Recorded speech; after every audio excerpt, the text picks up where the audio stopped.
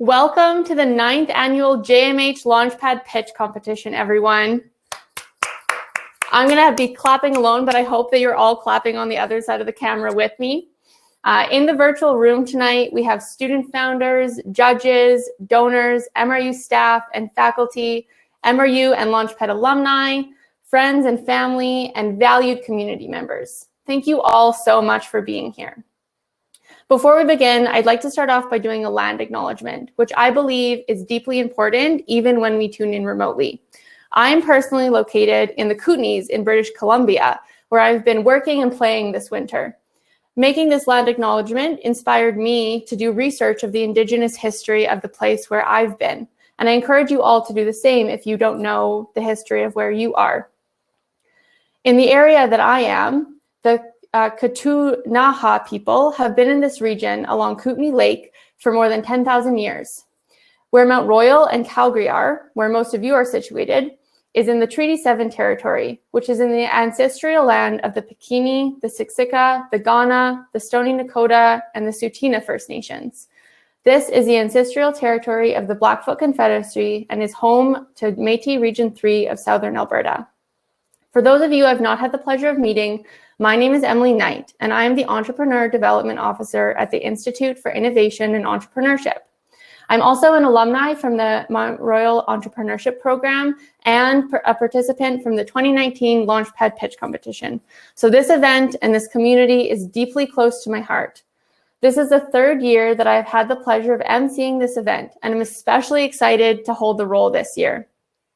As Ray, Sam, our team, and I planned the 9th annual Launchpad event, I couldn't help but look back at last time this year when we were all supposed to be together. Because last year's event was so close to the initial lockdown and there was so much uncertainty at that time, we held the pitches privately online. As we planned the event this year, I couldn't help but look back at the last time this community was all together like this at the 2019 Launchpad Pitch Competition, which was 2 years ago now, which is pretty crazy and feels so long ago. Luckily, we have that night captured by a local videographer, so we can all be together and remember it really clearly of what that event looks like. When I think of Launchpad, I think of laughter, hugs, high fives, and a strong feeling of celebration and mutual support. Looking back brings up feelings of overwhelming gratitude of this community and the unique culture we share.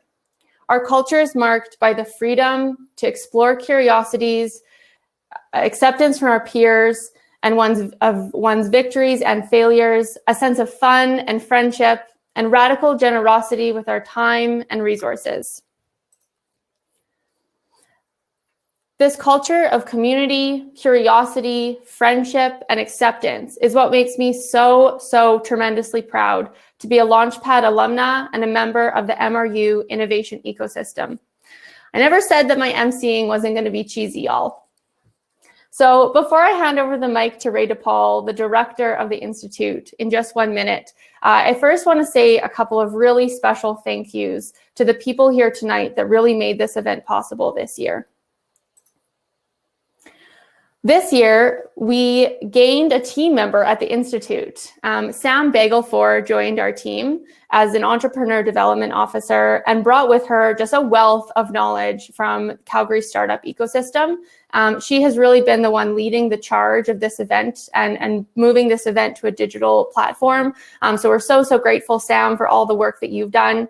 In addition to Sam, we've had 2 students on our team this year. Many of you probably know them. Tram and Taryn have been working behind the scenes to make this event happen, doing deliveries, mentoring students, and we really couldn't have put this together without them. So I want to just say a huge thank you to all 3 of you for everything that you did to make this happen.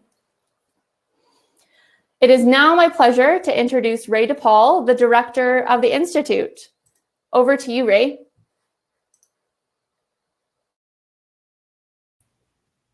Excellent.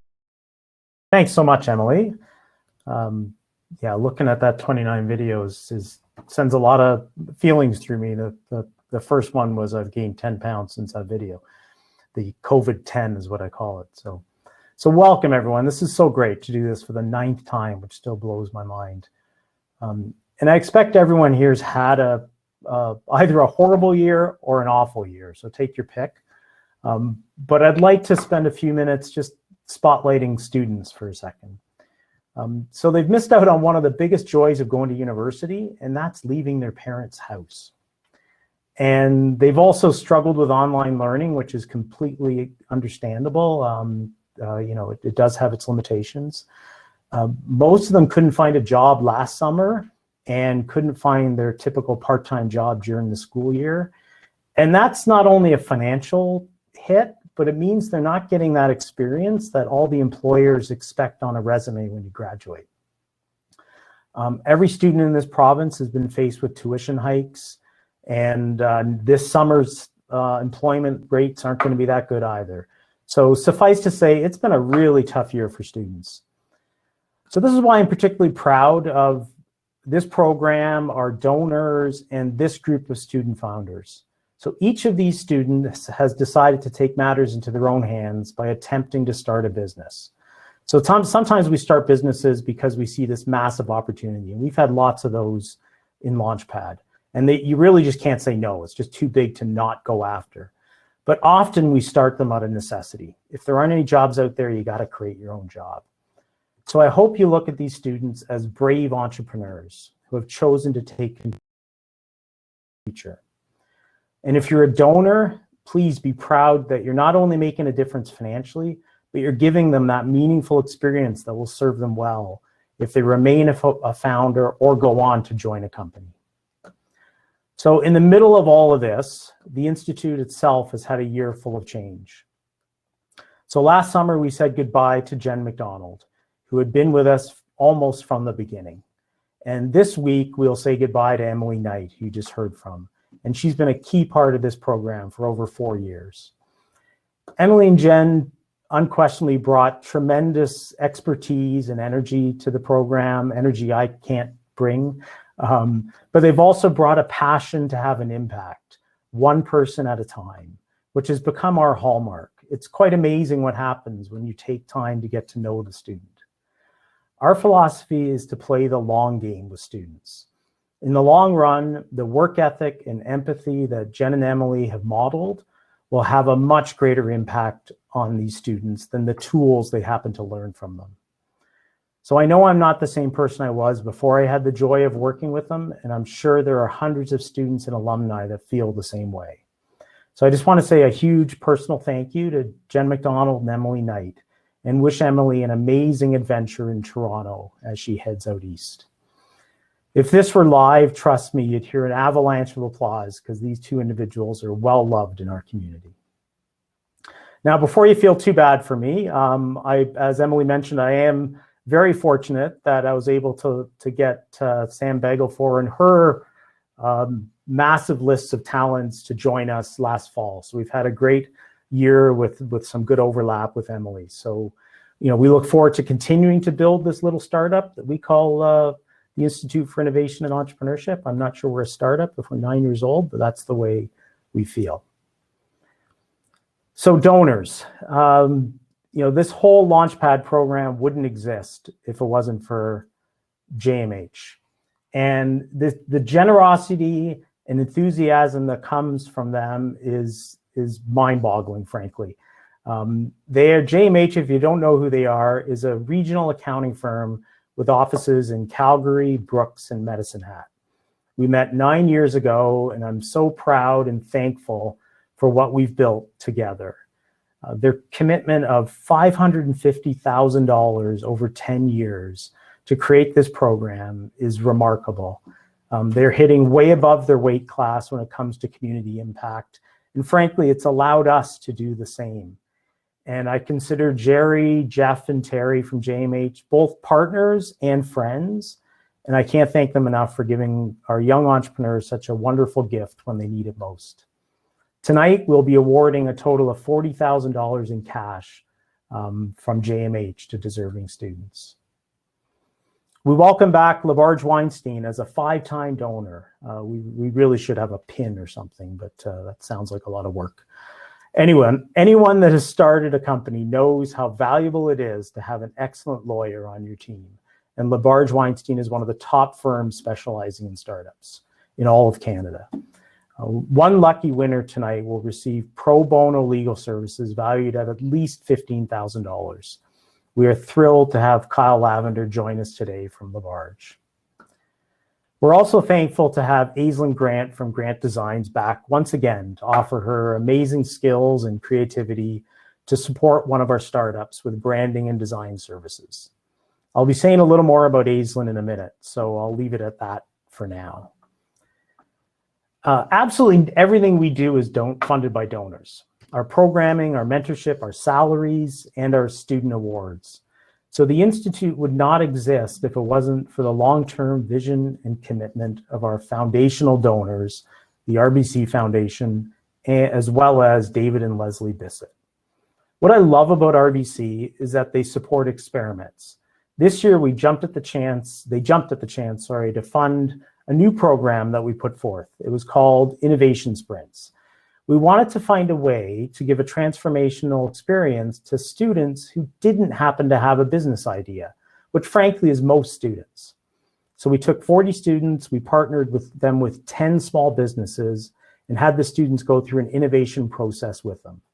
It was a huge success and we hope to continue that program. We are grateful to have Jerry Lynn Daniels here from RBC tonight. So thanks, Jerry Lynn, for everything you do in this community. So about a month ago, Jen McDonald sent me one of the most touching emails of my personal life. A group of 18 alumni, most still in their 20s, decided that they wanted to support a student by not only offering the mentorship, but also providing a $4,000 award at tonight's event. It's safe to say that none of these alumni have reached their own personal financial goals. I know some are still paying off debt. Jen and Mike McDonald just had a baby 3 weeks ago, I think. Of all the things they could choose to do with their money, the fact that they chose to support a student entrepreneur brings tears to my eyes every time I think about it. Sorry. Anyone that understands branding, and we have a bunch of them here, knows that your brand isn't a logo, it's not a billboard, it's not a hollow promise. Your brand is what you stand for. We are genuine in our ambition to make a transformative impact on young people. I just can't thank our alumni enough for continuing to live that brand even after you've left Mount Royal. So speaking of our amazing alumni, segue, I'm excited to tell you a little bit about this year's Launchpad Alumni of the Year. I think I can count on one hand the number of people that have been to all 9 of these events. And Aislinn Grant is one of them. She pitched at the very first JMH Launchpad pitch competition in 2013 and hasn't stopped growing and contributing. We are deeply proud of the community that we have built. And if there's one person that epitomizes our community, it's Aislinn. She has all the entrepreneurial attributes that we hope to instill. She's creative, ambitious, and resilient. She has all the human attributes that we value. She has a humble confidence. She's extraordinarily generous with her time and talents. And she's passionate about mentoring and creating space for others to go on the journey that she went on. One of the joys of doing this for as long as I have is seeing young people transform into peers. 9 years ago, Aislinn was ready to pivot her entire bath bomb business because one man suggested she should create a hockey puck-shaped bath bomb for men. Not a good idea. But Aislinn was still finding her confidence. In contrast, about a year ago, I asked Aislinn if she would mentor 2 young female students of ours. She graciously said, of course she would, but then made me rethink mentorship with a simple sentence. I think I have something to teach young men as well. And you also have something to teach old men.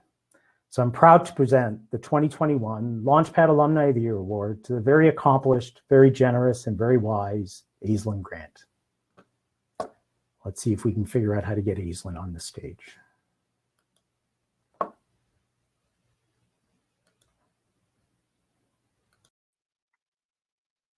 I think I'm on.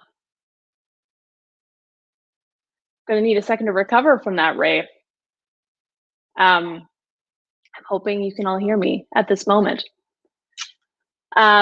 Yeah, the hockey-shaped bath bomb was not a good idea. And thank God Ray was my mentor, because I immediately went to his office so excited about a charcoal bath bomb. And he was like, that is the worst idea I've ever heard. So I did not do it. I'm so thankful to be recognized by this community. Honestly, this award means a lot. I was so impacted by this community and this competition. So to have this award, which was sent to me the other day, means a lot. I have had businesses for as long as I can remember. My first memorable business was a tote bag business called the Diamonds and Dice. I was not in charge of the name, but we hawked these tote bag designs everywhere, and anyone that would listen, we would stop them in the hallways and sell them a tote bag. And then, you know, if a design didn't sell particularly well, we would go back to the drawing board, design it again, and hawk it again. And even though I loved the idea of business ownership, I felt like I needed to be perfect in all aspects of my life, and I never wanted to disappoint anyone. I never wanted to fail, and I walked into university to get a business degree, thinking that I'd be top of my class, and it did not go that way. I failed epically hard, and I ended up dropping out of business school and just deemed myself not a business person. And I spent the next 5 years searching around, trying different things, trying to figure out what was my thing. I worked in retail, selling bath bombs. I became a musician. I was a barista. I worked in robotics. I traveled for a year. I worked in aromatherapy. Then I came back home to study naturopathy at MRU. And looking back, I can see how every zig and zag was so important, but at the time I felt totally directionless. And then everything changed one night when I bought all the ingredients to make some bath bombs at my friend's place. And we had the base mix, and we needed a mold for this base mix, and she grabbed a measuring cup out of her cupboard. And when I flipped it over, it looked like a cake. It was like a tiered measuring cup. And I was hooked, and I started trying out all these recipes and figuring out all these different scents. And I figured out this cake-shaped formula for a bath bomb. And I'd give away these batches to family and friends, and they'd say things like, yeah, it smelled really good, but my bathtub is stained green now. And then I would say, sorry, and then I would try again, and I would get a different batch. And I eventually got these things to the point where they were working-ish, and I applied to a farmer's market and got in, and AZ Cakes was born. And it was definitely like a scene out of Breaking Bad. I had this huge industrial like ventilator mask, and I had these 50-pound bags of citric acid that I would carry into my apartment and make bath bombs until 1, 2 in the morning, and then wake up at 5:30, pack my car full of bath bombs and a 10 by 10 tent, and whatever friend would volunteer to help me sell. And I'd drive down to the farmer's market and sell all weekend. And the very first weekend I had this booth, it rained, and I lost more than half of my bath bombs to them fizzing all over the table because it rained. And so the next week I showed up with a bunch of glass covered cake platters. And then the week after that, it was super sunny and bright, and the sun beat down through the glass and essentially bleached all the bath bombs. So I came in with all these beautiful bright colored bath bombs, and I left with like solid white rocks. So I did this dance week after week, and just learning and learning and learning. And at the same time, I was at MRU planning to become a naturopathic doctor. And one of my group members in this mandatory entrepreneurship class that I had to take found out about AZ Cakes and said, oh, so you're in the business program? And I replied, oh, no, I am bad at business. And then he said, but don't you have a business? And then that's kind of when I realized I was back where I started, and maybe I should give it another try. So I switched my degree back to business, and a few months later, I'm thriving. I'm loving all my classes. I'm using all of my spare time to grow this little bath bomb business. And yet I still didn't really have a lot of confidence in my idea or myself. And through a chain of events, I met Ray, who found out about AZ Cakes and then encouraged me to pitch in this pitching competition called Launchpad. And my first instinct was, that's going to be a hard no for me. That was like my worst nightmare, to pitch in front of a group of successful entrepreneurs and a massive crowd. But I said yes. And as we're preparing for the competition, I find myself really comparing my idea to the others in the group. They had, multi-million-dollar tech ideas, and I was selling bath bombs made out of my kitchen. And then the night of the pitch, I'm standing outside of the hall, like dry heaving and hyperventilating. And another contestant came up to me to give me some comfort. And his business idea was pretty unconventional. But he went out and he pitched his heart out with all the confidence in the world. And I realized at that moment that at this stage in the game, none of our ideas were good. And it didn't matter. It was not about that. Didn't matter if someone had a better idea than me or a worse idea than me. What would push that business forward was the person themselves, and whether they would spend their nights and weekends tweaking and testing and developing and trying again. And while at the time I didn't have a lot of confidence, I knew I would do that. So I think I just had enough confidence to get on stage, and ended up winning $7,500, not because my idea was the best, but because I was an entrepreneur. And that was the first time that I really identified with that word. I was someone who would try and fail and try again. And I think the judges must have seen that in me, because I'm pretty sure the mostly male panel didn't care much about therapeutic bath bombs, especially since all of them kept calling it soap, which, Ray, I'm looking at you. And I think, I didn't really trust my ideas or my own capacity to execute until that moment. It was like this vote of confidence that I needed to start down this path of entrepreneurship. And that's why I'm such a lifer for this competition. Since pitching in the competition, I've become a sponsor, as Ray said, because I know the impact of getting in front of people and pitching your idea, even when you don't want to do it. I believe in taking leaps when you don't know where your path leads, and having trust in yourself that you'll figure it out no matter what. And my biggest gains have always happened when I've jumped into something not knowing what the outcome will be. And I really believe that we should encourage this more in future generations. If you have confidence in your ability to learn and test and try and execute and fail and try again, I really think there's nothing that you can't do. And I haven't made a single bath bomb since I gave up AZ, that company. But I still take this model and do tweaking and testing and developing in my own career. And I did this until I found what worked for me, which is what I'm doing now. And really, entrepreneurship isn't about a single idea, it's a mentality. And this competition and this school and these people are what taught me that. And I can't wait to continue passing that along to the next generation. So honestly, great luck to all the participants. This is just the start of your journey, and we're all so excited to see what path you take. So thank you so much.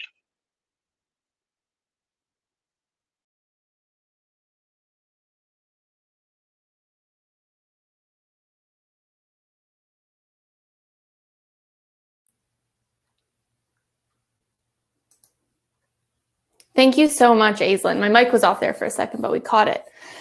Thanks so much, Aislinn. It's truly an honor to share this stage with you tonight. Kind of like Ray said, I saw you as a mentor when I first started my career at Mount Royal, and it's really cool to be able to stand next to you as a peer today. And that's what I really value so much about this community, is that we all kind of put and take off hats, and it's really this giving back and this supporting each other through thick and thin. Even as you're about to go on stage to compete against someone else, you're there to support each other. And I think that culture is really what makes us so special. So before we get started tonight, we're just about to the pitches. I know we're all kind of biting at the bit to hear the pitches this evening, and the pitchers are probably sitting with sweaty palms. I can feel you getting ready to pitch. I'm just going to give everybody a little bit of context of how this is going to work and also introduce our judges. So the pitches tonight will be 5 minutes and then 5 minutes for question and answers from the judges. So judging tonight, we have a phenomenal panel of 4 members of our community. There was going to be 5, but Kim Orleski is unfortunately sick and wasn't able to make it. So we have some other people that are so thrilled to judge. We have Paul Schumlick, who is an alumni from the Launchpad program and the founder and CEO of Deepwater Farms. Paul pitched in the 2015 Launchpad pitch competition and was awarded $25,000. And now today, Paul's products are in co-ops and Safeways around the city and growing from the last time I talked to him, and have a huge facility, one of the biggest aquaponics facilities in the city and in the province. Along with Paul, we have Chris Nealand, who is the co-founder of The Gathering, Cult Collective, and Camino.com. Chris is a regular volunteer at the Institute. We're so grateful for all the time you put in for the Institute, Chris. He's committed to helping courageous brand leaders embrace proven marketing principles for cult-like brands. And those companies that he has co-founded are some of the coolest that I've seen, for sure. In addition to Chris and Paul, we have Kyle Lavender, who will be determining the LaBarge Weinstein Legal Service Award, and Aislinn Grant, who will be determining the Grant Design Branding Services Award. So with that, we're about to get started. One final word is that this competition is really about celebrating these outstanding participants, these outstanding founders, and this whole community. Really, no matter what the outcome tonight, we are just so proud of each and every one of you and all the effort that you've put in over the last month and the last years for your business, and are so excited to support you as we move forward. So without further ado, we have our first participant, Arandeep Mann, the founder of Evergreen Lights. Arandeep, come up to the stage.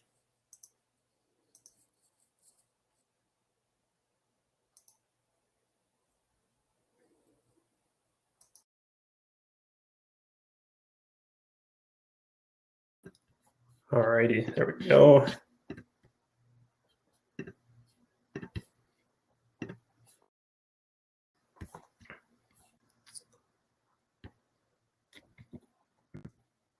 Perfect. I think we're good to go. Awesome. I'll kick it right off then. Hello, everyone. My name is Aaron, and I'm the co-founder and CEO of Evergreen Lights. We take outdoor lighting from holiday grief to best on the street. Since I was a kid, my dad would always task my brother and I to put up the lights every year. Being the younger one, I was impressionable. Get onto the ladder, do most of the heavy lifting. And everyone knows how dangerous and cumbersome it can be during the holidays. And after almost falling off my family home, I founded Evergreen Lights with my business partner. A whopping 30% of hospital-related injuries during the holidays are ladder-related. And of that, 70% become victim to neurological injuries.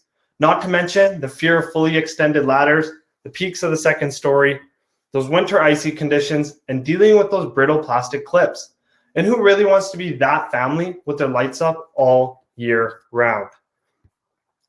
I present to you Evergreen Lights. Our highly trained team of professional installers comes to you, install these permanent controllable LEDs on the exterior, just like this beautiful strip light option. All while allowing you to express your personality with our cloud-enabled app, just like this beautiful puck-lit home. Choose from millions of color options, animations, and features. The market's massive. With 15.4 million households in Canada alone, we broke it down into 3 buckets. According to Stats Canada, 3.28 million, or 41% of homes within Canada, use some sort of LEDs on the exterior for decor. Our total addressable Canadian market is $6.5 billion, and that's just in Canada alone. While we're focusing on growing here first, the opportunities in North America are endless, with 80 million homes in the US. We understand it's a competitive market, and that's why we're playing in this space. It validates it for us. But what makes us different is we're the only other certified product offered in all of North America, protecting homeowners in the case of product failure. In addition, our app includes numerous features and integration, such as connecting to home automation and major league sporting events, which also allows for future revenue streams through subscriptions. Aside from that, our product is priced at 10% lower than our main competitor. We offer 2 different product offerings and take a different approach to marketing with referral kickbacks and door-to-door sales.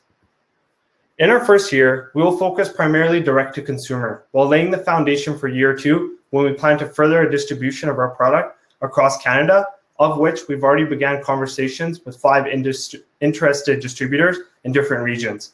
And finally, in our 3rd year, we plan to ramp up the distribution into the US and create those partnerships with home builders. Our product is priced at roughly $2,100 per average size home. And when we deduct our cost of goods, we're left with a comfortable margin of 55%.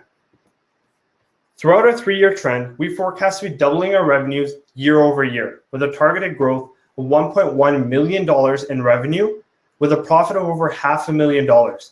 And it should be noted, this is forecasted for Alberta and BC regions alone, and we're running this business with a roadmap to set up dealers all across North America.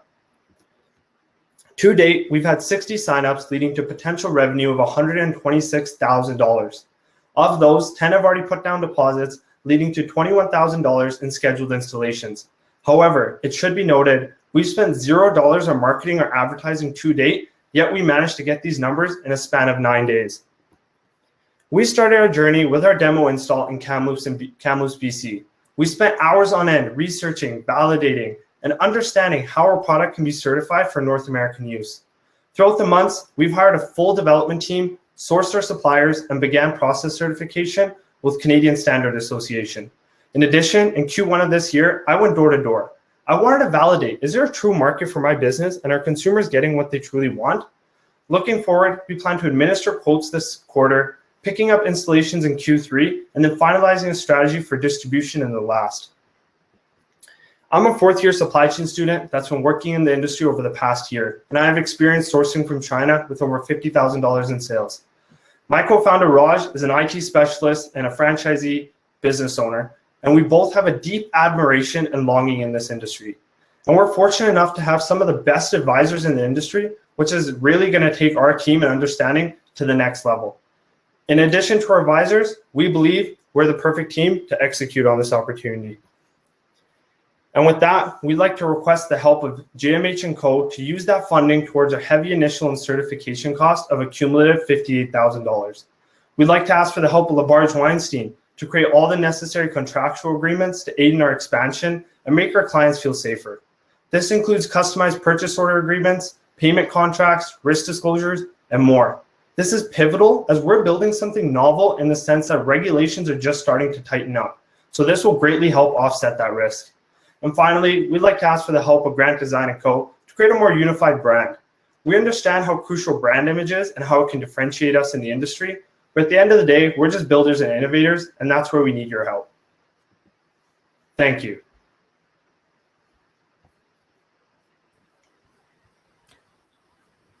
Well done, Aaron. So if I can just get the judges to hop on their mic. I don't see Chris, by the way. There he is. Over to you guys for questions. Great presentation, Aaron D. Kyle from LaBarge here. Just had a question about, you mentioned that you were thinking about linking it to sports servicing. I was wondering, is that like, so you would have team colors, or that like when the Flames score a goal, like your lights would go off, or what was your thought there? And then my second question was just in terms of servicing, is it like a servicing model that you'd have it once a year and a subscription-based fee, or how does that work? For sure, yeah, thank you so much for your question.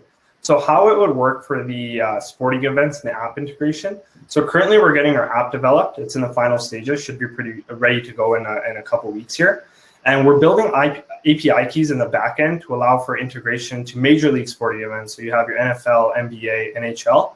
And it would be something like either every time the Flames score, the lights turn on, or every scheduled Flames game, your lights just automatically turn on. So something along those lines, or maybe even both of those offerings.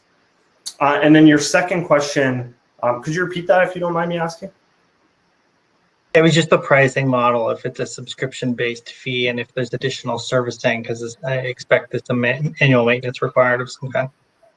For sure, yeah. So in terms of these different integration aspects, home automation, as well as connecting to the sporting leagues, we plan to offer that as a subscription base. So it's something you would purchase in-app, and it would be charged at a specific price on a monthly basis, and that's how you can access those further features. And that's just so we have recurring customers rather than one-time customers. Does that answer? I hope that answers your question. Perfect, thanks. Deep, I just have, sorry, Chris, go ahead. Ladies first. Thank you.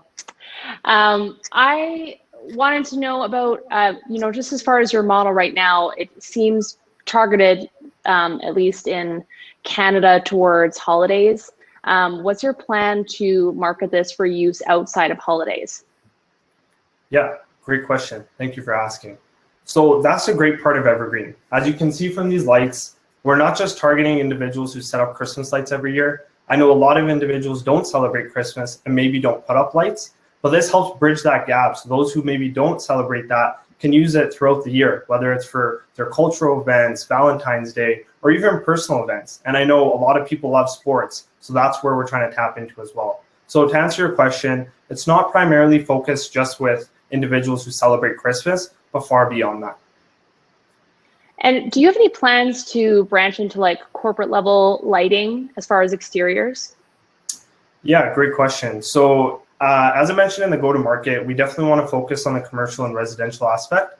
So we've already had individuals, different business owners, pubs, restaurants reach out wanting to get these lights installed. So we're definitely looking into that and more than happy to go there. But in terms of a more corporate level, we haven't tapped into those markets yet, but I think that would be a great opportunity. Awesome, thank you. Aaron Deep, two things. One, a comment, and then two questions. I thought that was an exceptionally crisp presentation. Thank you. Really, really tight, and they answered all of the key questions, and you presented it very confidently and well. So kudos to you.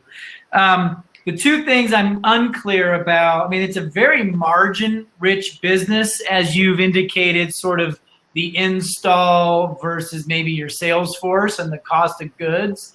What's the service, the warranty, the repair? Like how often, what's the likelihood people are going to be coming back, asking you to get back on the ladder to replace these bulbs or something fell down, and how's that been factored into your business math? And then my second question, would you just maybe take 30 more seconds about you and your team?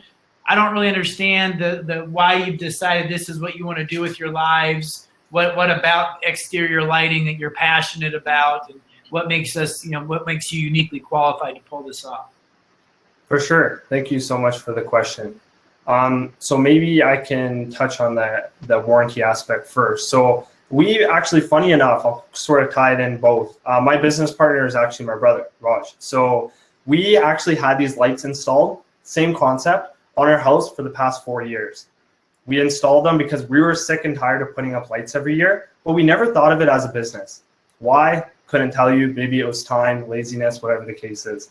But as we realized that there's actually a growing demand for this, we started looking into this. In the past 4 years, we haven't ran into any issues with our lights, and we matched the warranty that we received from our manufacturers at 5 years.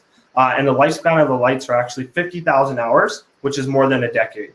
So we're definitely protected on that front. So in terms of, if there's ever any product failure or whatever the case is, we match whatever our manufacturers are giving us, so it protects us on that front.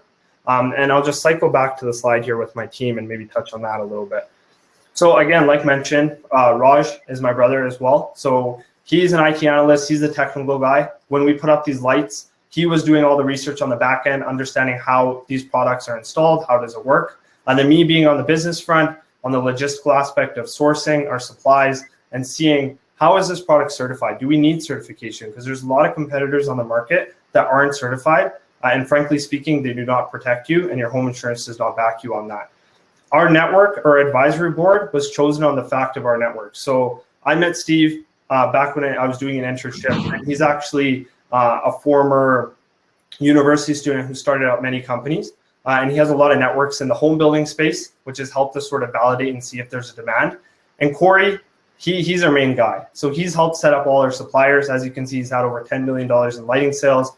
He has numerous connections with electricians, Red Masters, which is particularly what we need. And he's also the one who's put us in touch with more than 5 distributors who actually want to carry our products. So I hope that answers your question. If not, let me know. That's great. Thank you. I think that's all the time we have. So excellent, Aaron. Way to kick us off really strong. So thank you. Thanks, Ray. Thank you, everyone.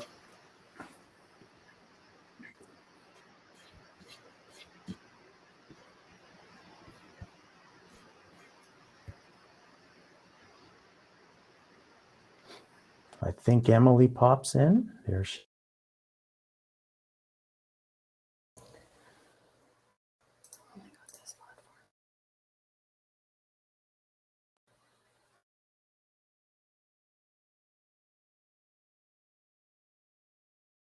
Between each pitch, because this is super fast paced.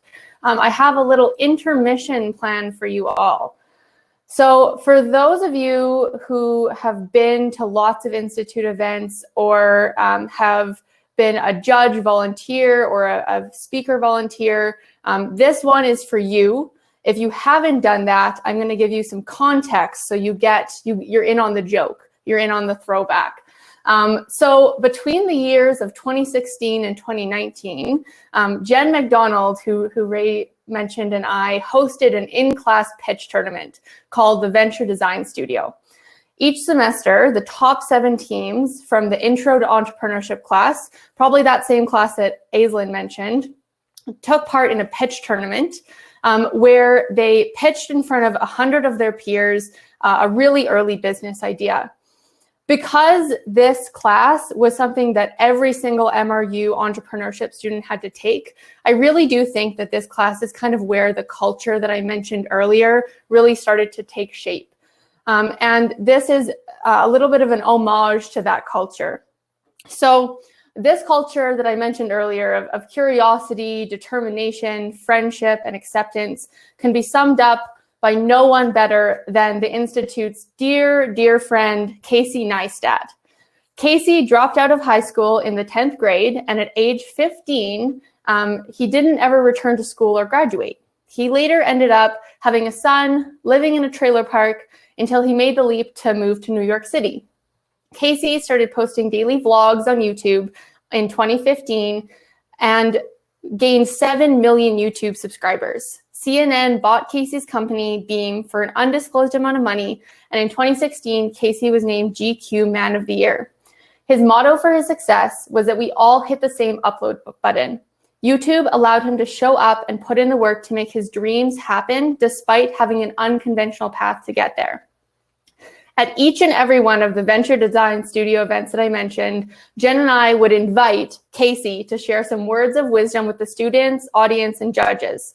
As an homage to our dear friends, beautiful memories, and waiting patiently until we can all get together again, we've invited Casey back to the MRU stage tonight, and you will hear from him in between the pitches. For now, though, we're going to invite up the second pitcher of this evening. So up next, we have Kevin Lee from Move. Welcome to the stage, Kevin.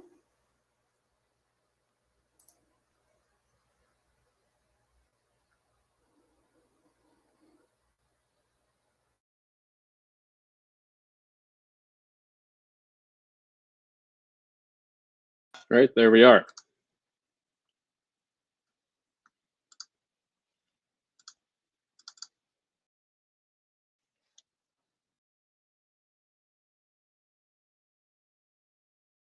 Guys, thanks Aaron Deep for opening up. So my name's Kevin and this is Move, and Move is making home waste removal quick and affordable. So there are many problems in the home waste removal industry, but there are 3 main problems for its customers. The first being pricing, as it is very inflated and very inconsistent. Pricing is very expensive, where it's going to cost you $400 for a super small load of garbage to be taken away, along with their practice of price discrimination, where they're going to charge a grandmother $400, but they're going to charge an able-bodied 21-year-old like myself only $200. And with that, home waste removal is unavailable. It is unavailable where you have to book weeks in advance for the service that you want right now. And with that, they do provide a sense of the inability to say no, where they're going to show up to your door, load up their truck, and then they're going to give you the price. So it's kind of hard to back out after that. So the solution is Move. We are putting more control into the consumer's hands through a mobile app to connect with our contracted drivers. And with our contracted drivers, the customers are ultimately going to save money because we have such low operating costs because these drivers are bringing in their own personal trucks. And with that, you're going to see the price of the trip before you even confirm. So there's no commitment at all. If you disagree with the price, no big deal. Product. As stated, Move is an app-based product. You just sign up, knows your current location, you make a request, you're connected with the driver instantly, the driver will pick up your waste, and the rest is history. Market. So unfortunately, the home waste removal industry is very, very private, where information is hard to come by. But I did find that in 2016, 1-800-GOT-JUNK, our main competitor, recorded $223 million in revenue. Now just taking a more focused look at the market, the city of Calgary. So there's over 285,000 Calgarian trips through municipality landfills in 2020. And now market validation. We did see that the Calgary market is very, very busy with over 285,000 citizen trips through municipality landfill. And along with that, we do have a closed beta of over 250 people, both drivers and customers willing to use our service. And with that, we have done over 400 customer interviews and built our business plan and product completely around that. Competition. So there are three main competitors in the Calgary market. The first being Kijiji, which is a classified ads. You're going to be matched up with sketchy people, price negotiators, and those people may not even show up. And then you also have 1-800-GOT-JUNK, which is the biggest company and it's the go-to company. They get booked up quickly, and with that high demand, they recognize they can charge an expensive price.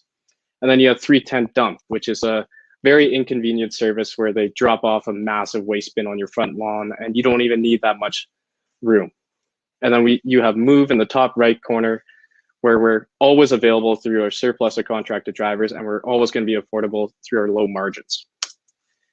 And our competitive advantage. So Move is the first to market for an app-based contracted waste removal service in Calgary.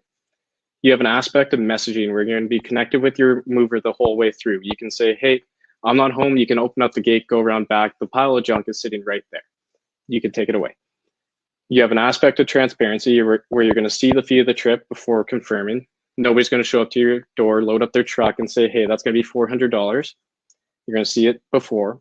You have an on-demand service. You're going to be connected with the driver instantly rather than having to wait a week or longer.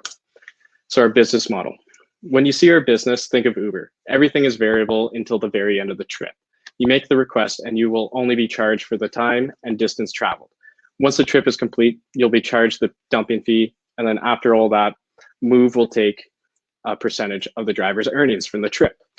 And just to put things into perspective, my place to the dump under our pricing scheme is under $100. And that same load of waste was over $250 to take away with 1-800-GOT-JUNK. Now, who am I? I am a soon-to-be graduate from the Policy Studies Department at MRU. And I'm the right person to work on Move because during the summer of my first year of university, I lost my job and I was struck for cash. So I hit the classified ads in Kijiji and I recognized that there is this entire community of people with their pickup trucks offering waste removal services for cash. And I thought to myself, what if we organize that and make it official? And that soon became Move. So our ask, we are looking for $10,000 from JMH just to really critique our product and build it up to a point where we feel comfortable with it and our beta community feels comfortable with it. So we have no bugs for further launches. And then we're also looking for $15,000 from Grant because this is a new approach to waste removal. There needs to be a new approach to brand design in waste removal. So we need something that will really help us stick out. And that's it. Thank you, guys. Well done, Kevin. Judges. I cannot see anything, so somebody's just going to have to shut out. You will hear them, trust me. I mean, perhaps Kevin, if you stop sharing your presentation, maybe it goes into face mode. How long is the app, and what's Yeah, what is the closed beta? Like, what is that entitled? I think it was like 250 closed beta. What is that? So we have a closed beta community of over 250 people, and it's both composed of people willing to drive with us with their own pickup trucks and people willing to use our service just to really iron out the bugs and make it a more streamlined process. And then I guess like kind of two parts again. How far along is the app, and like not just the app, but I guess have you completed any like super early tests of just even going and picking up people's trash kind of on demand to like sort of test the pricing and the business model? Yeah, just to answer your first part, in all honesty, we thought we had an app in development through one of my co-founders, but unfortunately, we got completely lied to where he wasn't making any progress. So we're at stage 1 with our app, and we're asking for the full $10,000 because to build a cheap ride-sharing service such as this, it's going to cost near $10,000, if not more. So just to get close to $10,000, that'd be great. And I do have validation through this, through my first year university when I was working as a cash job driver, where I'd always be paying attention to my phone, and then I'd have an ad up. Somebody would send me a text, and I'd instantly go over there. And people ended up really, really liking that service rather than just having to wait.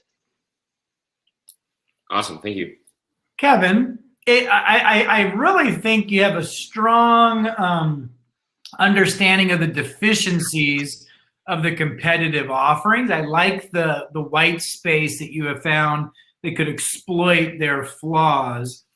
I can't get over the fact where I don't understand how somebody with a pickup truck who has some capacity and time, I totally get that they can go to my house, but turning them into the mover and making them get out and pick up my garbage and load it all seems like the hard sell. Have you had experience of like, you're not really just getting people with trucks, you need people that want to mess with my junk, and is that going to be a barrier, you think?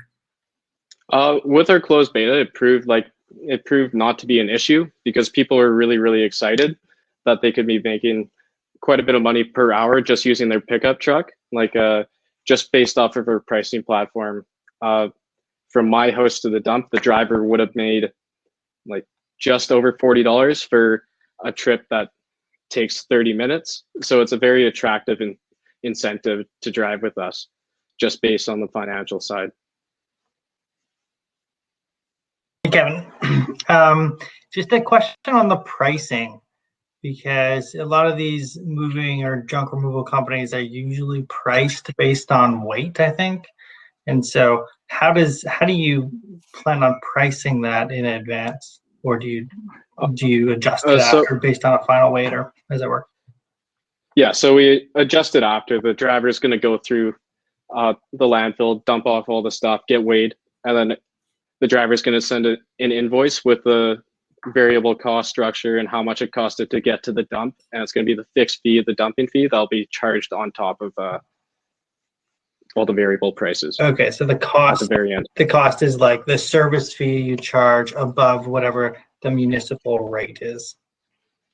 Yeah. Right. Yeah. Okay. Kevin, one question: do you foresee any limitations as far as what kind of waste? Like, is there going to be any rules as far as like what someone can or can't take from someone's house? Obviously, we're just for liability issues, we're definitely going to have to stay away from hazardous waste. Can't imagine anybody with their pickup truck wants to be moving around toxins. So that is definitely a limitation. And we may run into some issues in this stage if the customer has a massive pile and then somebody with a pickup truck comes to the place and he can't take everything away. So we're going to have to really promote that we're going to be taking away as much as we can rather than the entire load. But hopefully that does not happen. Probably time for one quick one, or we can wrap up. Yeah, I can go quick. So if you don't have like an app ready per se, like what would you do this summer if you won $10,000 to really validate the need to go and build an app or to like kind of further investigate the use case of Move? So how would you approach summer if you were to win what you're asking for? We definitely try to put some forward to app development, whether it's going through a contractor or bringing people within. We do have validation through just the aggressive amount of customer interviews that we've done where they've all said they like the aspect of using their cell phone because it puts more power into their hands and it's just super easy to use rather than having to phone a toll number and request a service, go online, filter through a massive calendar to check if it works for you. The phone just provides you with more of an on-demand service, and that's what the customer really wants. So that's what we're going to try to achieve. That's great. Let's end there. Well done, Kevin. Thank you. Back to Emily.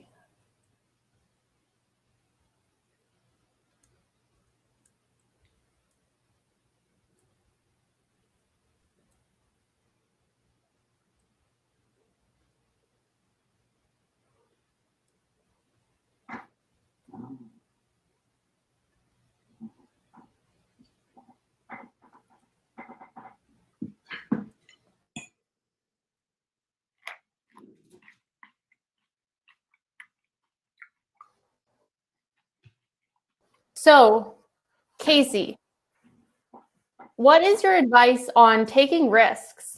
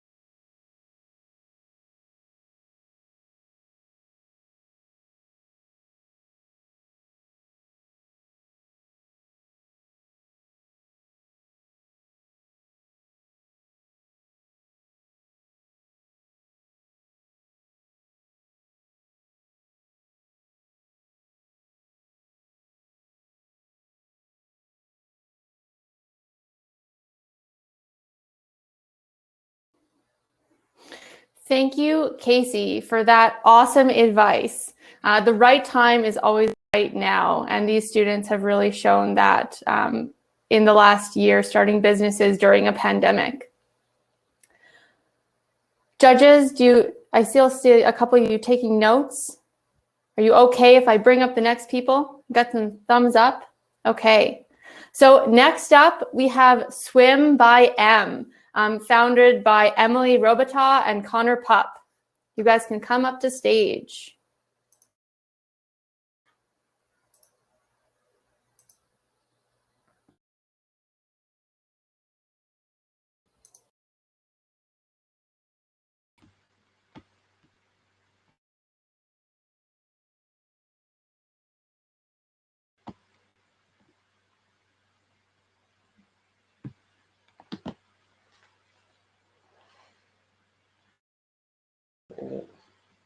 Emily, are you able to see our Okay. presentation? Oh, okay. All right.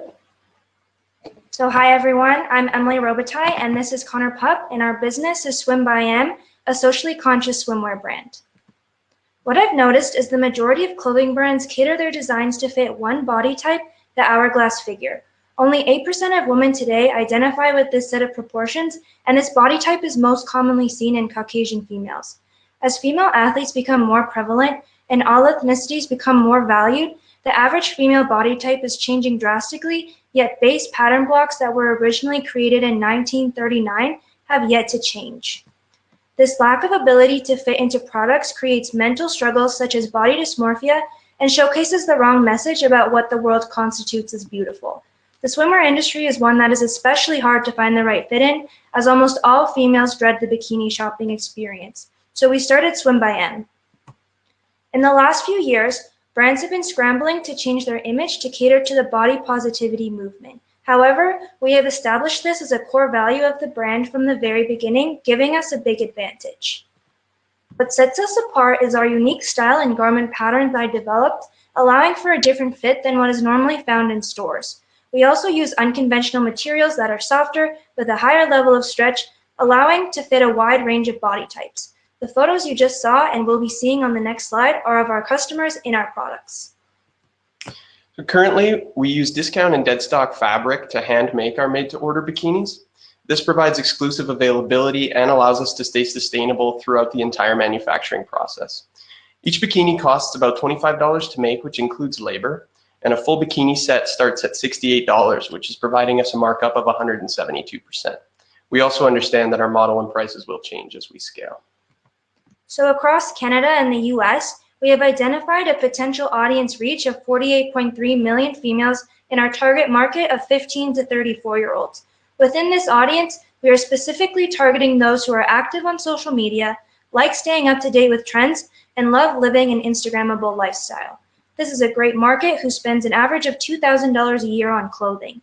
In addition, the swimwear industry is expected to continue to grow, especially during the post-COVID bikini boom as we begin to travel again. To showcase the potential, here are 3 of our top competitors and their achievements. As you can see, all of these are less than 10 years old, displaying quick, high-growth opportunities. A high point can be seen by Triangle, who earned sales of $45 million only 3 years after they started. So the gaps in all of our competitors are evident on the screen now. Whether it is a lack of trendiness or a disregard for sustainability and affordability, Swim by M capitalizes on all of our competitors' weaknesses, providing a bikini experience that really does it all. Our main marketing strategy has been through social media. Through the Launchpad class, we've tested this strategy over the last couple of months with the following results on the screen. We've reached audiences on platforms seen here. Through these strategies, we've had about 44,000 website clicks in the last 90 days, resulting in a total click-through rate of 3.9% as a result. These marketing efforts have also resulted in 90% of our entire inventory selling out. Since 2018, we've had 257 customers with $10,000 in cumulative sales and a gross profit of $8,000 by operating part-time in the summer and capitalizing on the free time that was provided by the pandemic. As showcased on the map as well, we have done business in across Canada, coast to coast, as well as in select states in the United States. So we are currently in phase 1, selling mainly swimwear with a made-to-order model. In phase 2, we will begin by outsourcing manufacturing, increasing our product offering, and expanding our international markets. Phase 3 is where we plan to implement pop-up stores in high-traffic cities such as LA and Vancouver, and phase 4 involves setting up a flagship showroom here in Calgary. So based on the previous growth patterns we've seen and an increased audience we've found, we expect to triple our sales in 2021. The product market fit we have capitalized on will allow us to continue tripling our sales further as we continue to expand our product offering. And by increasing our sales channels and our product offering, we plan to reach sales of just under $2.5 million by 2025. So I, Emily, will be graduating with a business degree, and I have a big passion for social change in the fashion industry. And I, Connor, will be graduating with a business degree as well, and I have a drive to ensure sustainability throughout the entire supply chain within fashion, and I also have a passion for fashion. So here are our 2 asks today. Our first ask is $10,000 from JMH. This award is imperative for us to expand our product offering into clothing to decrease our level of seasonality. As you can see here, we have done extensive planning through the price breakdown for how we plan to buy and manufacture pieces that fit within our brand. This would also create a huge learning opportunity, further allowing us to continue multiplying our revenue. We are also looking to win the Grant Design Award. A brand is more than just its logo. Unlike other industries, the fashion industry is under high scrutiny. Today's conscious consumers are considering more than just the product when making purchase decisions. There needs to be evident connection made between the consumer and the brand, their story, and values to make customers buy in. In this world, the look of the brand is only half of the battle. We would not only love to learn from Aislinn, but get her help to ensure synergy, leading Swim by M to create a community every It Girl wants to be a part of. Thank you, and we welcome any questions. Well done. Judges. I had a quick question. Just wanted to make sure I understood. Is the fabric recycled fabric? Like, are you using existing kind of secondhand fabric to make them? Is that how it's supporting social change? It's dead stock clearance fabric. So right now, well, eventually we would love to expand into recycled like Econol fabric, which is where they use plastic bottles and turn that into fabric. But the MOQ for that is too high for such a small business that we are right now. So we use discounted dead stock fabric, which would normally not go to use if we didn't buy it. So that's how we try to be sustainable in that sense, as well as through the manufacturing process with like our scraps and processing and packaging. Yeah, we try to utilize all of the fabric that we're buying and any scraps that we can use for other products, such as headbands and things like that that we've made in the past. We try to do it that way as well. Okay, cool. And then one last question is around like the fit. So you talk about, you know, making designs that are for different bodies. I love that concept and I love the business concept in general. But how are you actually doing that? Like, are these made to order for every single person? Like, does that person input their measurements and then you make a swimsuit based on their measurements? I just kind of missed that part.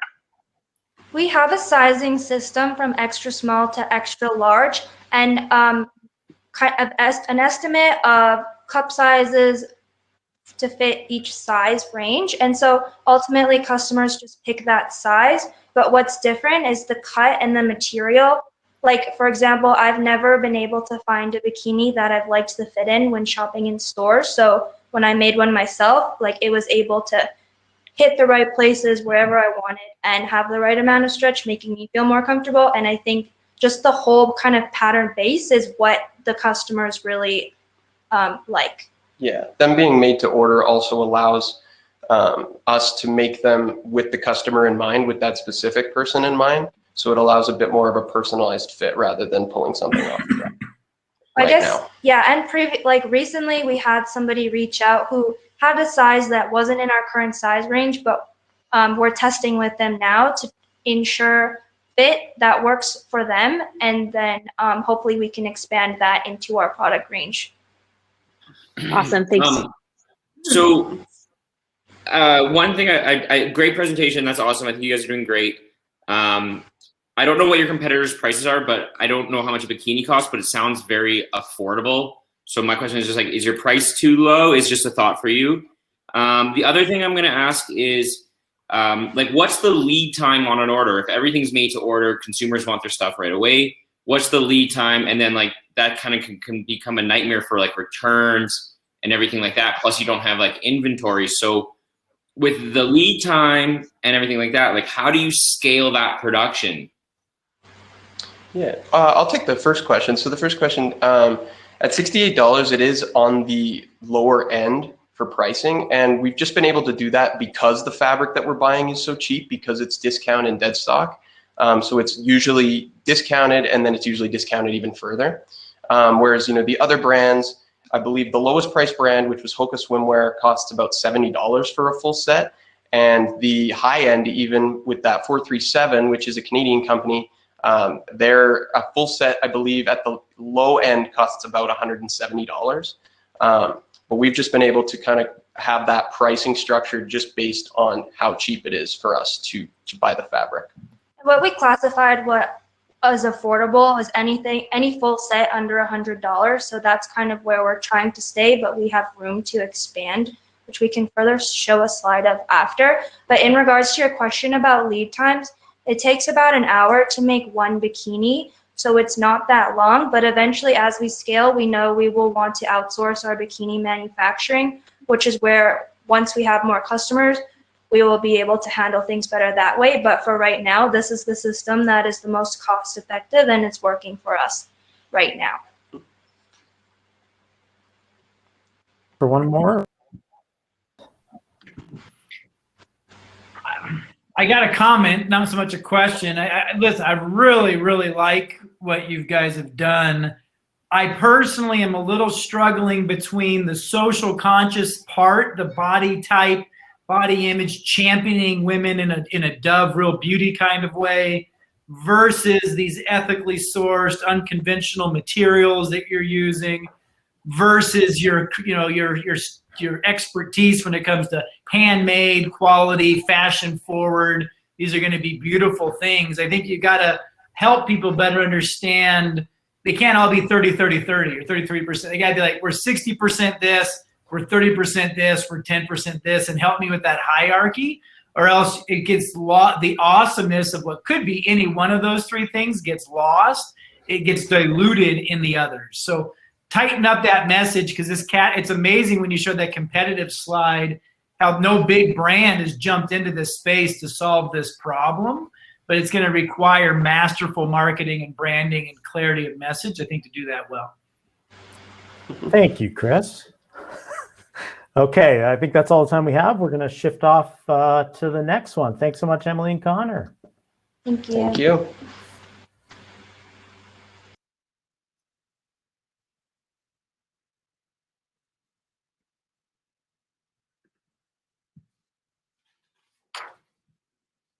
Casey, we have another intermission. We need your advice. What is your advice on reaching your goals and aspirations? What that means is you're Tarzan, you're here, and you want to get to the other side.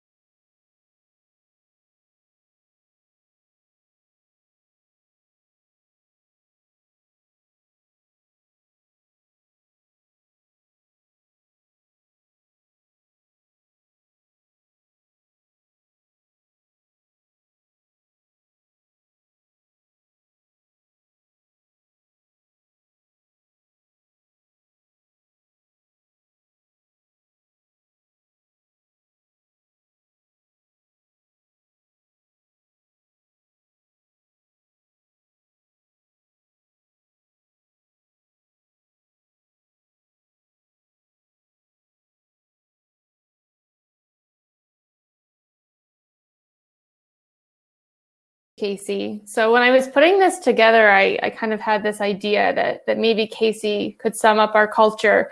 But after hearing Aislinn talk and hearing some of the other people talk, he's actually doing a pretty good job, I would say. So my theory worked. Next up, without further ado, we have Jake McLennan from Bug Bros. Jake, welcome to the stage.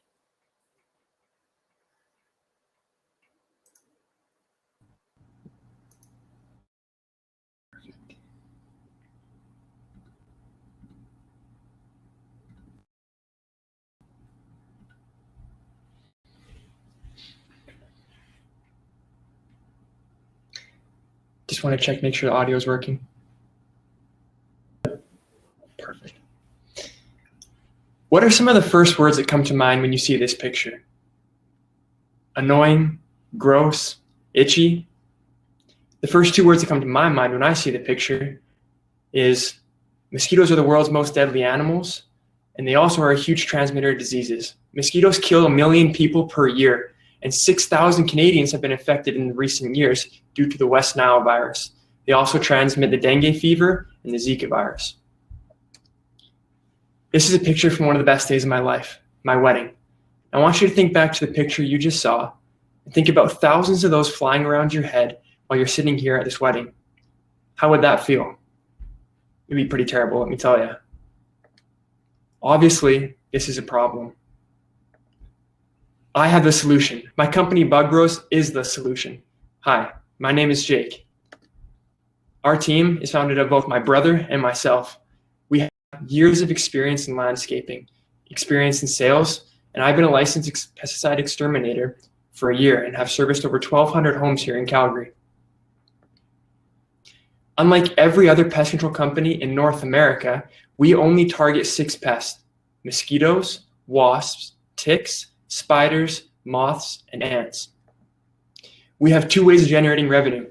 Number one is through 5 application service, where we come from April to September and service your yard to minimize the pest population for the entire season. We also do single applications, which are great for weddings, just like mine.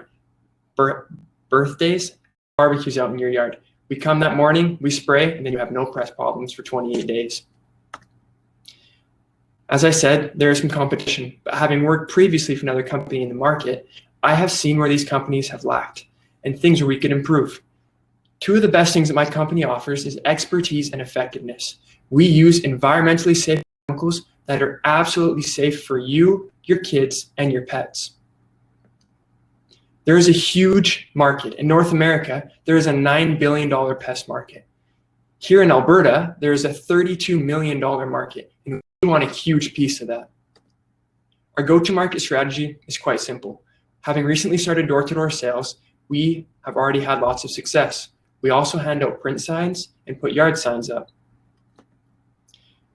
So as I said, I've been a licensed exterminator for 1 year. I've already serviced over 1,200 homes here in Calgary. At the end of this month, we have our first services for my company, Bug Bros. Having just started door-to-door sales, working for about 2 days, we have already scheduled $10,000 worth of services. And come 2023, we are going to have completed 2,500 applications. Here are our financial projections. This year, we want to start off small. A great way for us to grow our company is through references from people. And we do have kickbacks for those who refer their friends or family. This year, we hope to have a profit of $12,000. However, next year, we've calculated if our sale every 8 hours, we can have profits of $110,000. And after that, we don't want to stop. We want to generate $335,000 the year after, having 500 customers. We are at the beginning of this extraordinary journey. We are ready to go, and we know that we will succeed. However, we need your help. But first, I want to thank the companies that are here tonight for their support and for their generous donations in making this all possible. We are asking for $10,000 from JMH & Co. This is going to help offset our asset costs as well as the software. And the reason this is so crucial to us is with these assets and software, we will be able to save 7 to 9 hours every single week. This time will be spent finding new customers and also servicing properties. We also know that Grant Design can absolutely change our company. They can give us a great company image and brand. We don't want to be seen as just 2 kids working out of the back of a truck. We want to be seen as the most successful company that exterminates these bugs in North America. We are Bug Bros. We know the problem, we are the solution, and we will succeed. Thank you. Well done, Jake. Jake, can you just elaborate? I don't understand how a treatment gets rid of an airborne mosquito. I know you can get rid of a wasp nest or something, but how do you actually eradicate mosquitoes from my yard if they come from the neighbor's yard? That's perfect. So what we do actually, we have backpack misters and we fill them with chemicals, and we are spraying your yard to kill all the mosquitoes that are flying, mosquitoes that are on your property or on your house, hiding in the bushes or anywhere around there. And the best thing about our chemicals is they're environmentally safe, but they actually bind onto the structure. So when we spray on your tree in your house, there are adjuvants in these chemicals that make them bind and last for 28 days. And that's why we do 5 applications, because after 28 days, the product is wearing down and the bugs that are actually landing on the surfaces that we sprayed will die. And so that's how we kill the mosquitoes, or ants and spiders and all that. Thank you. Great pitch, Jake. That was so well done. I have a logistics question about how do you only target those 6 bugs and no others? So that is based off the pest labels. And so I have studied textbooks that are about this thick and other ones that are this thick. And I have learned what chemicals actually kill certain pests. And so we're using permethrin, a common chemical that is used to kill lice. And these chemicals don't actually affect other bugs. And so unlike us dropping an atomic bomb in your backyard, we'll be spraying these safe chemicals that only kill the targeted pest. For example, we are a bee-friendly company, and our products have absolutely no effect on bees.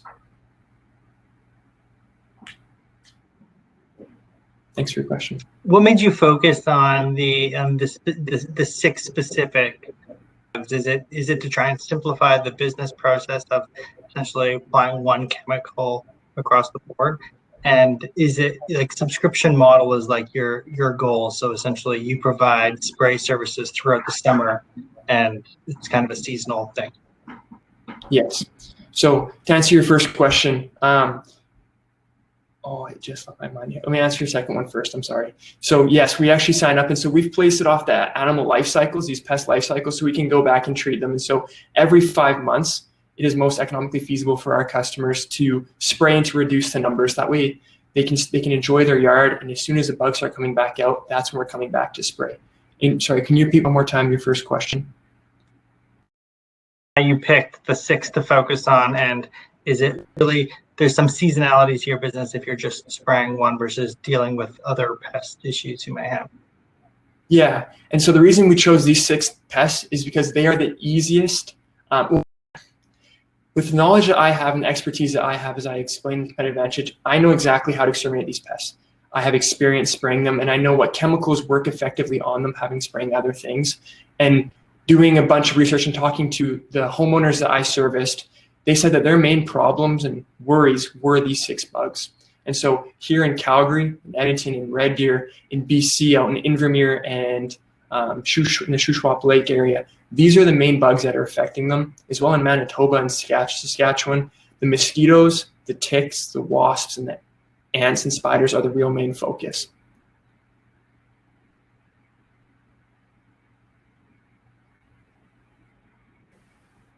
Anything else, guys, as we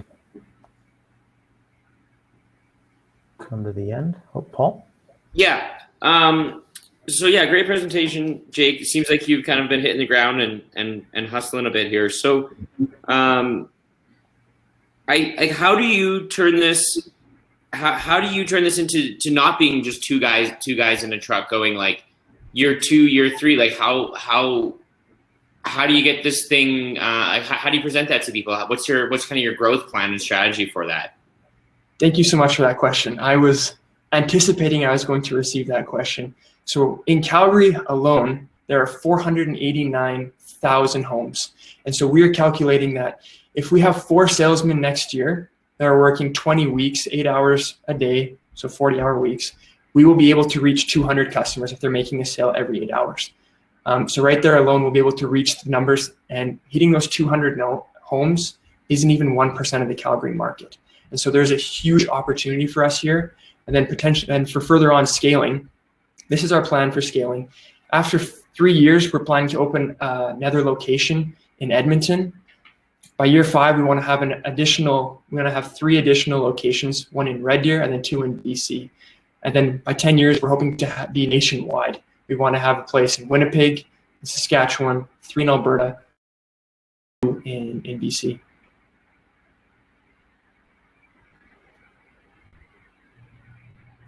And if that doesn't completely answer the question, it would be to further help this, we will be having salesmen, and something that I saw work very effectively is having meetings every morning with the salesman. Having been a sales team leader, I was over myself and one other person last year.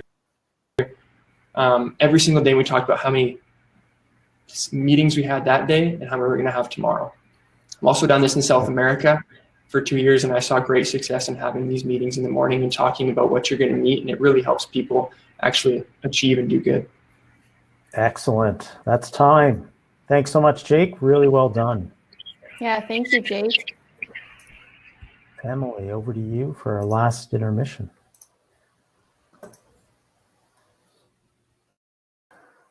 Yeah, over to me and Kate.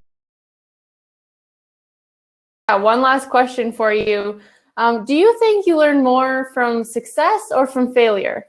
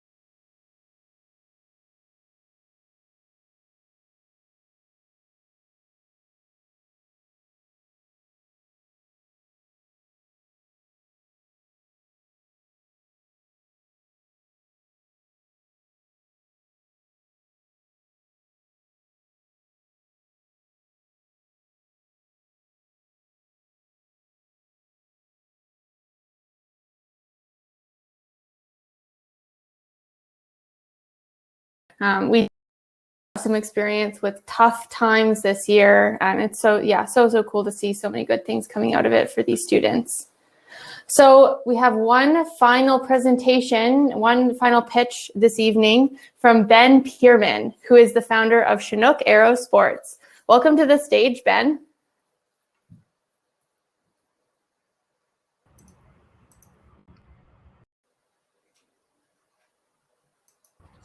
Hello, thanks for having me here.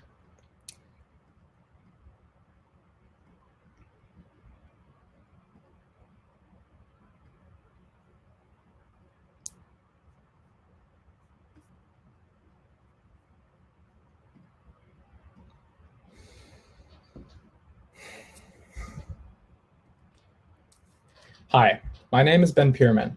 I'm the founder of Chinook. We're a sports technology company that's going to revolutionize how people play one of the fastest growing sports in North America, disc golf. So what is disc golf? Well, it's just like normal ball golf, but instead of a ball in a hole, you throw a disc into a basket. It's also much more accessible since most courses are free to play. Now, when I first started playing disc golf, I kept getting really frustrated because I was losing my discs all the time. I couldn't believe it was just me, so I interviewed about 200 people and found that it was the most common problem in the sport. But the real question was, why are people losing their discs? And it turns out that most of the time it's because they just aren't really good enough to land the disc next to the basket every single shot.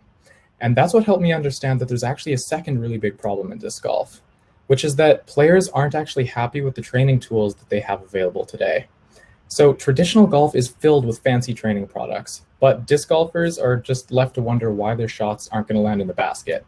So no matter how good you are, you're still guessing what you're doing wrong since you can't actually see the aerodynamic forces being applied to a disc. But what if you could? Well, that's why we're making the Chinook Arc. It's the first tool of its kind providing disc golfers with a revolutionary way to train. And of course, it's also trackable, so you can stop worrying about losing your disc. You simply attach it to your disc of choice, connect to the mobile app, and you start your round or training session. The ARC uses our own unique sensor fusion algorithm to track the angles and forces being applied to your disc. This data unlocks massive training potential to players of many different skill levels. But why is this a problem worth solving? Well, the industry grew by 86% in 2020. The highest value player sponsorship was signed at $10 million, and the number of disc golf courses is closing in on the number of ball golf courses. It's quickly becoming a billion-dollar industry. With 37 million players and almost 2 million committed players, there's no question that this is a blue ocean market. So how are we going to get into it? Well, it actually starts with this. This is the Andromeda. It's our very own distance driver, which was designed and produced right here in Alberta, making us the only disc golf manufacturer in Western Canada. Now, making a disc first actually allows us to plan for future integration with electronics, and it lays the groundwork for building the ARC. So we were able to start working on the Andromeda thanks to funding from Platform, 150 startups, and the Innovation Rodeo. Their support helped me form relationships with manufacturers, engineers, who have been helping us build real products and getting Chinook off the ground. We've actually been able to build this network of strategic partners for a fraction of the cost and time that it would have taken us to do with the ARC. We can also use the revenue from the disc sales to fund the engineering cost of the ARC. And once it's complete, we can launch it directly into our pre-existing retail network while having our brand ambassadors test and promote it for us. So currently, we've made deals with 9 retail stores in Canada and the United States. We also have clubs, camps, and another disc golf brand who wants to become a white labeler, plus 5 brand ambassadors who promote Chinook, and lots more leads in our sales funnel. We've even created functional prototypes of the ARC. And starting next month, our prototype tracking chips are going to be available at Switching Gear here in Calgary. This means we're on track to launching the ARC next spring. Now, luckily, there's no Nike in the disc golf world yet, but we aren't the only startup. Tobu created the first trackable disc in a Kickstarter in 2015, but some technical challenges made it difficult for them to continue offering the product. Meet Meep is a student alumni startup from Vancouver Island working on a trackable module that can be attached to a disc, but they're just focusing on the module, and they haven't formed a strong network of retail and manufacturing partners. We're definitely the team to do this. I've been working on startups for the last 4 years and have the experience to make a new venture succeed. Jan is a software developer and UX designer, and Ryan is an electronics wizard and fellow MRU entrepreneur.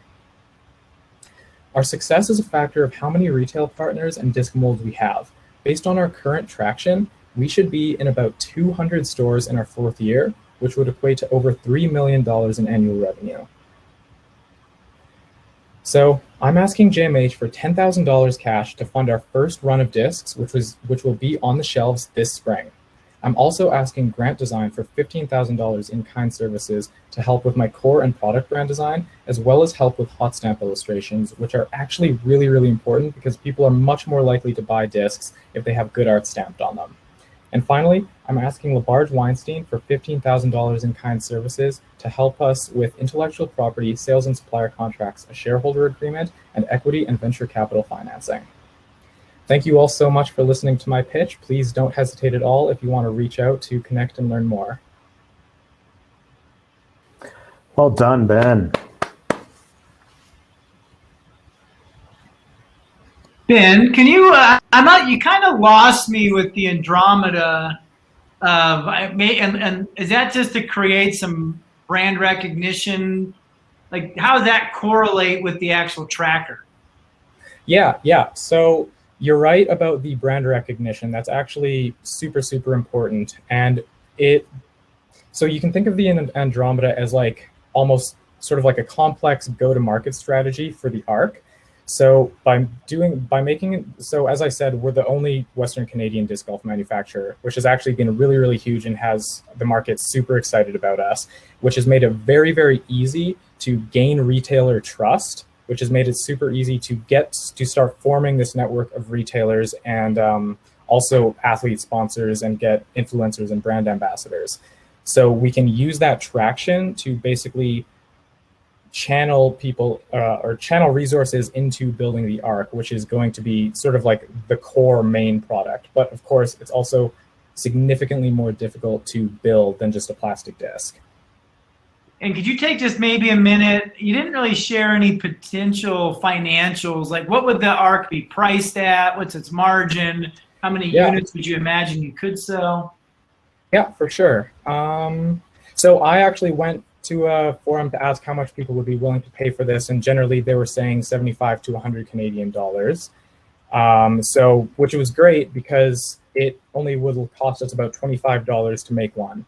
And so we can sell wholesale for about $50, and then so we have 50% margins, and then sell it again. The retailers sell it for 75. And then as for how many we can sell, the industry is growing. It was growing at 15% a year. Then during the COVID pandemic, it grew 86%. So it's likely going to continue growing at around 30% a year. I've estimated that the likely market size that we can actually sell this thing to this year is about 1.8 million people, and we expect that number to continue rising. But it's really a factor of how many retail stores we can be in. Thank you. So I see the app as being kind of like a Strava, I guess, for this. Exactly. To a certain degree. And so it's pretty cool, and I like the idea that you have your disc first.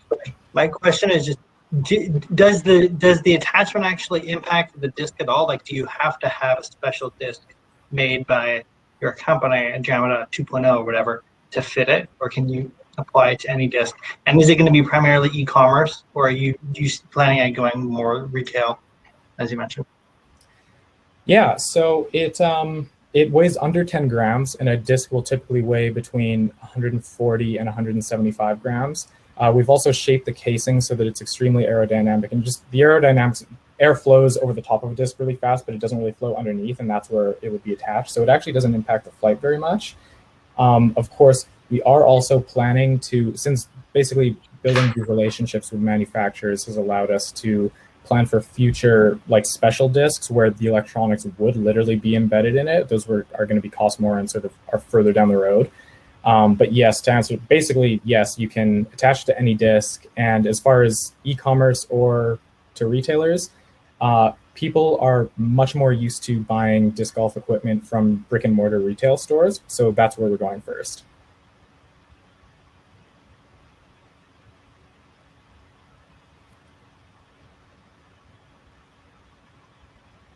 Quick question, Ben. I myself play disc golf and have lost many discs, so I am totally on board with this. I am curious to know, like, with the secondary disc, like with the new molds that you have that are built for the chip, if I understand that correctly now, do you own those molds? Like, what do you own out of this, or are these molds that someone else has? Like, do you own the rights for these? Yeah, so everything pretty much I have designed and own the rights to. Well, I shouldn't say pretty much, I should say literally everything. Yeah. Okay.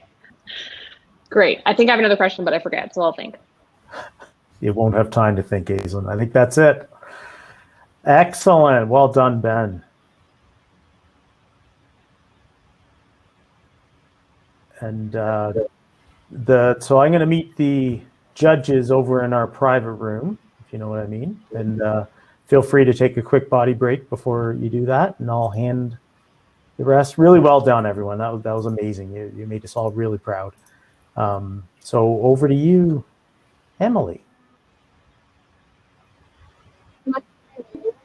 So yeah, the judges are going to step out. I have one more appearance from Casey Neistat before we go, and we have a quick break for the audience members. And this one is just for fun.